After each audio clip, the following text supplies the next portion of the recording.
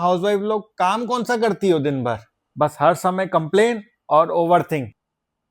सो जा यार चुपचाप तू। हे भगवान, एक दिन इन्हें हाउसवाइफ बनाओ तो पता चले। तथास्तु। बहू उठो, कैसे इतनी देर सो रही हो? 6 बज गए, उठो। अच्छा हुआ तुम उठ गई। चलो चाय नाश्ता की तैयारी करो। चाय नाश्ता ही तो है, 10 मिनट में बना लूंगा।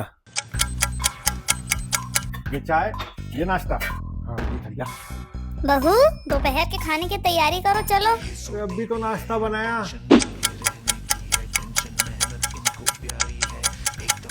आए मेरे पैर। बहू चलो मार्केट सब्जी लेने। बहू बहू बहू चलो रात के खाने की तैयारी करो। अरे बाप रे, ये सिया रोज करती है, मेरे से तो एक दिन नहीं करवाया जा रहा है। जी उठिए। अरे बाप रे, ये सपना था। सिया मैं गलत था, तो ओवर थिंक नहीं ओवर वर्क करती है।